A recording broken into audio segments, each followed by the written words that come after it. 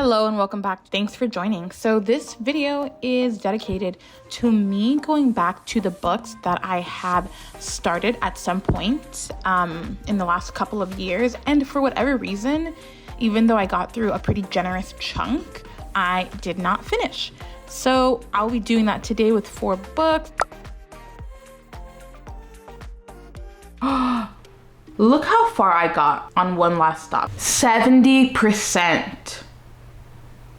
And now I have to start over. I am almost halfway through One Last Stop by Casey McQuiston. This is a sapphic romance novel following a sort of like cynical and snarky, maybe not snarky, cynical and pragmatic 23-year-old named August, who moves to New York City.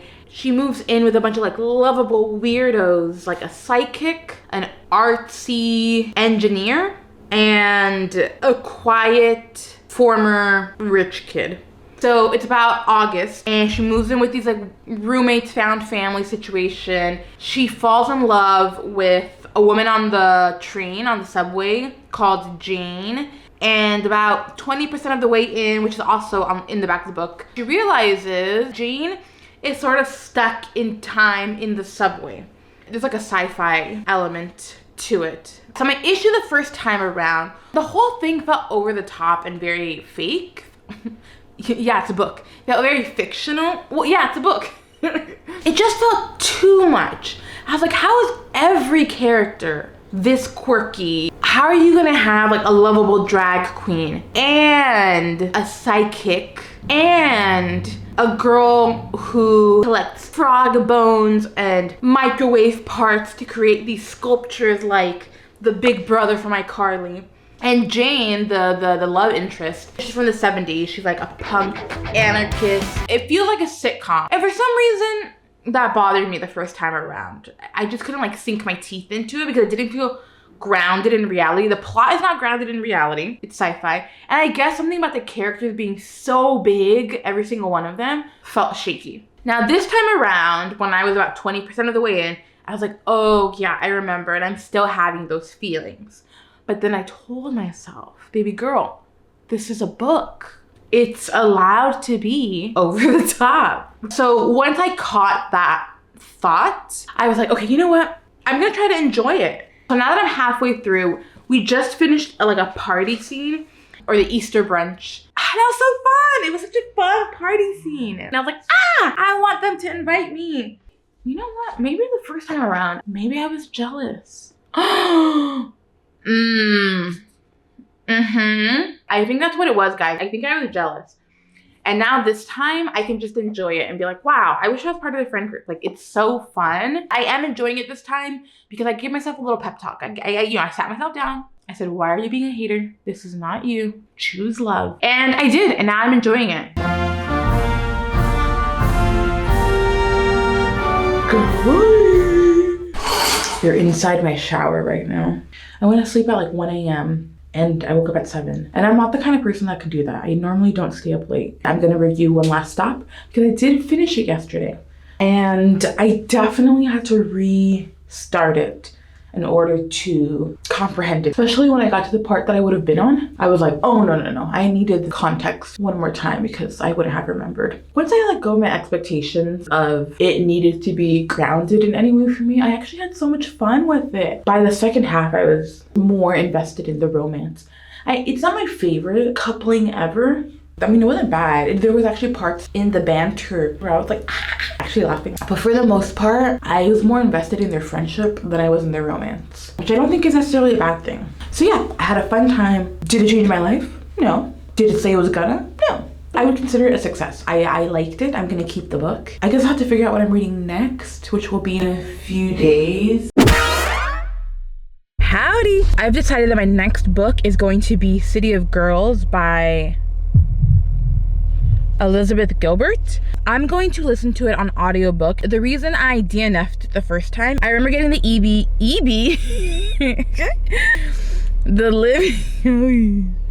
the Libby ebook loan back in 2020 because it was during quarantine. And I remember enjoying it, but 2020 is when I got like back into reading for pleasure, and so I was reading much slower and I didn't have as much stamina, and so it was taking me much longer, and I just didn't finish it in time before the loan was finished. I remember that I actually really was enjoying it. God, I probably got somewhere between 30 to 50% of the way through. I do remember it being very atmospheric. I remember there being like theater and costuming involved. So when I give my mid-book update, I will also let you know what it's about.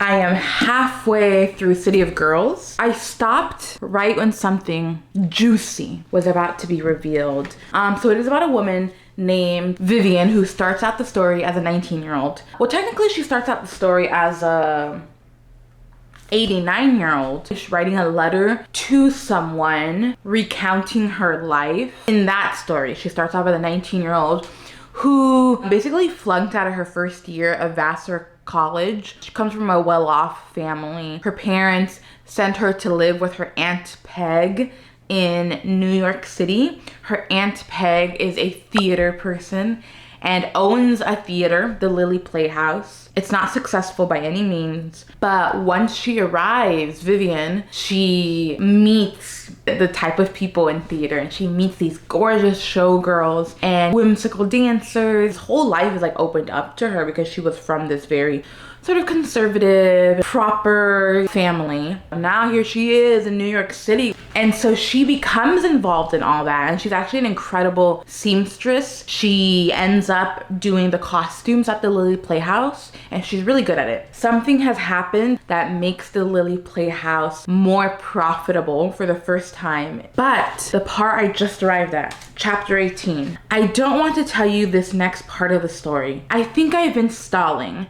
It's painful, this next part. Let me stall a little while longer. No, let me get it over with. Girl, what? What are you about to say? The whole first half of the story is like New York City, baby. It's drinking, staying up till 4 in the morning, kissing your way through every boy you meet. So I'm like, whoa, we've already done a lot of scandalous stuff. I'm nervous to find out. This is a really fun story so far. Do I like historical fiction?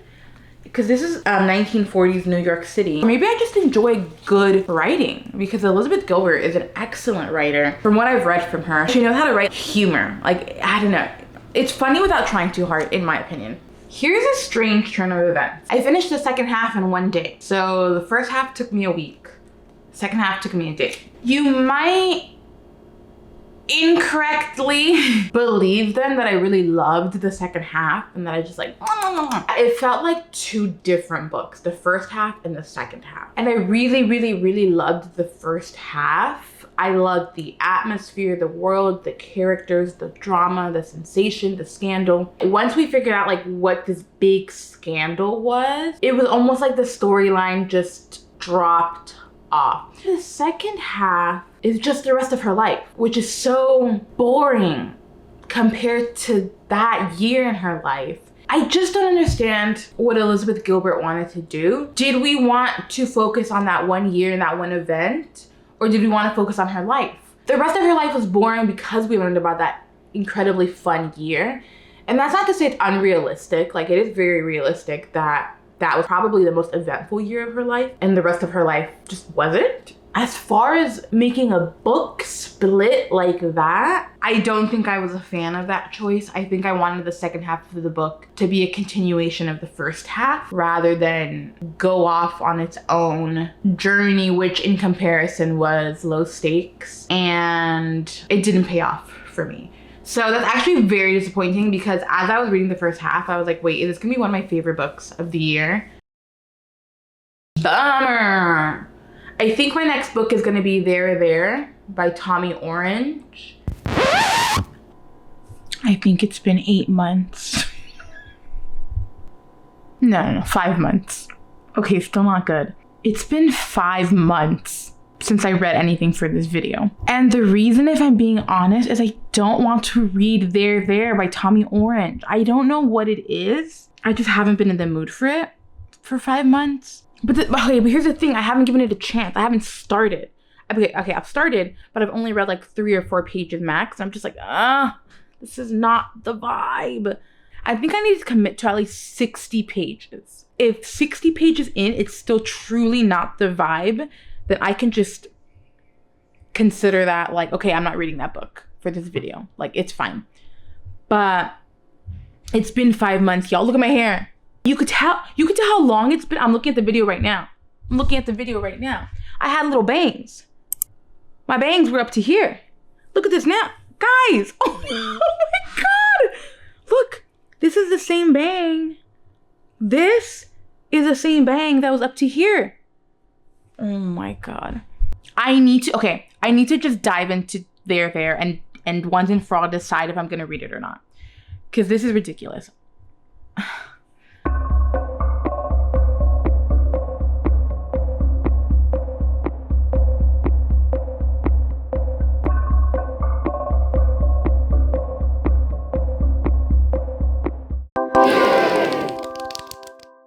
So I'm leaving my brother's house, and my brother lives approximately an hour's drive away from my home. And so I'm going to finally put on There, the audiobook, because then it sort of forces me, it sort of traps me into at least listening to an hour of There. And again, I don't know why I'm resistant to it. Whatever. Who cares?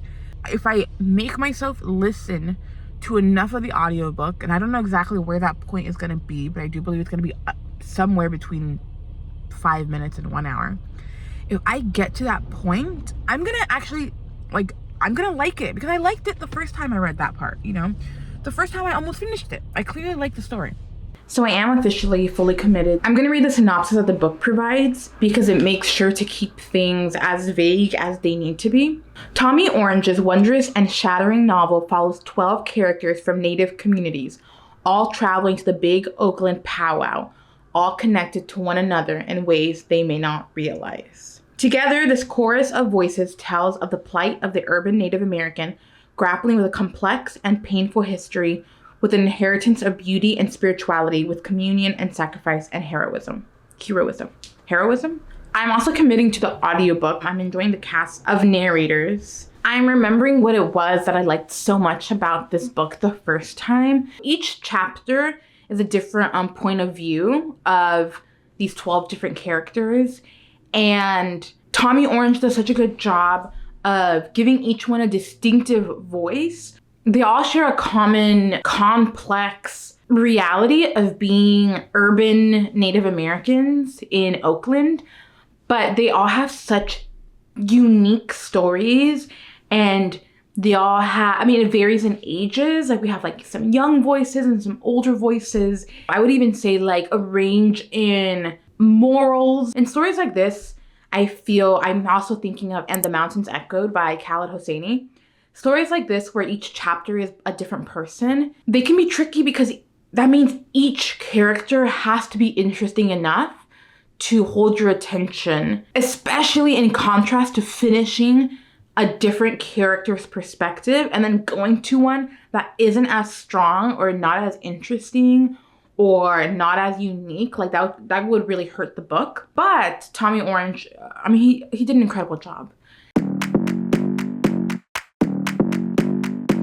There is a really powerful and devastating story. He illuminates the humanity behind decisions that people make, be it good decisions, bad decisions, but really the central theme is no decision is made in isolation. And what I mean by that is that as human beings, everything we do will have a ripple effect on someone else, on community, on our city, on our state, and our world.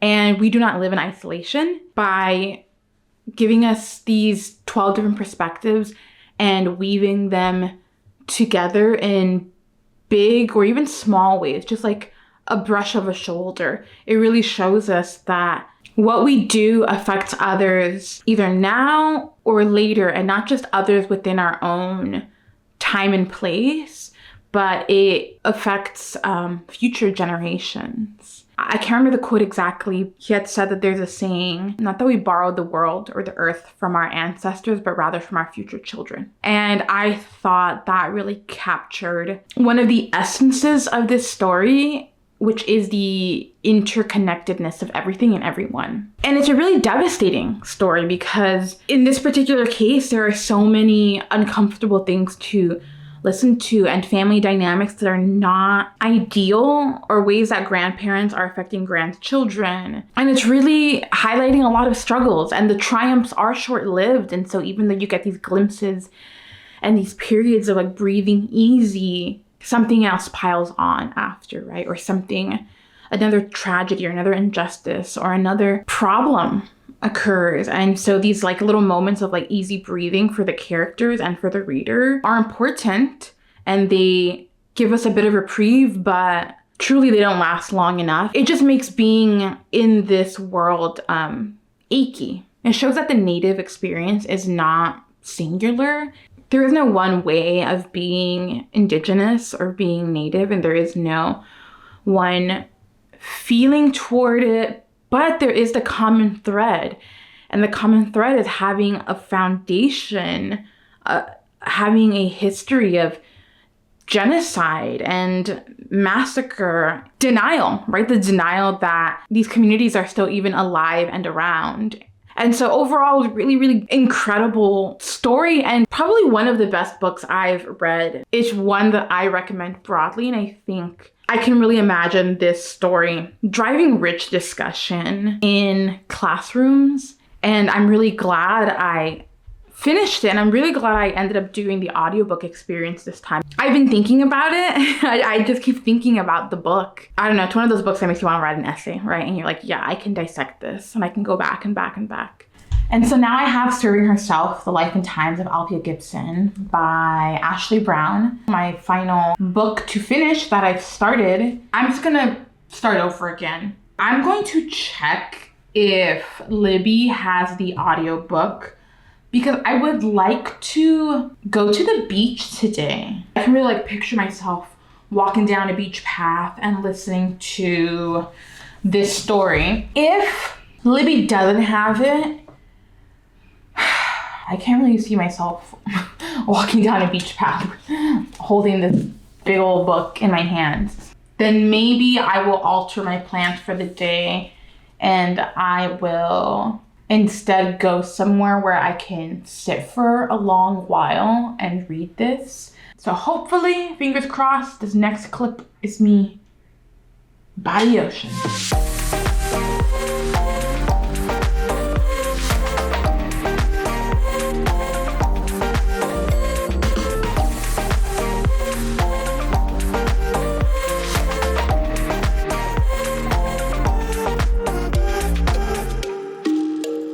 Okay, I was hoping to be more subtle about this, but everybody and their mom is at the beach today. So this is how it's gonna have to go. I finished Serving Herself, The Life and Times of Althea Gibson by Ashley Brown. And I learned a lot about my own feelings about biographies. I don't know that it's my favorite way to learn about someone because they're so packed and dense. Because it's a biography, we're not only learning about Althea Gibson, but everyone who was tangentially involved in her, not even just in her career, but in her life.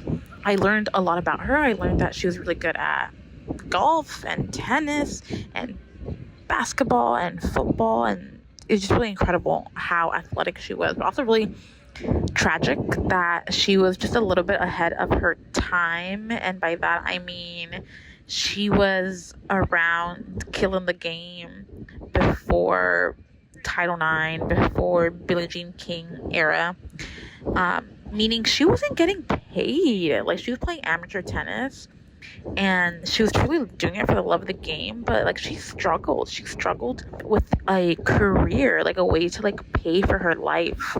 As I was saying about biographies, like I know Althea Gibson does have some autobiographies, and I'd be curious to see if I would have preferred that. But you know what I really liked about this biography is that because it was a biography and not made with Althea Gibson or with her estate or anything like that, we were really able to get a more nuanced look at her career and her controversies, I guess you could call it.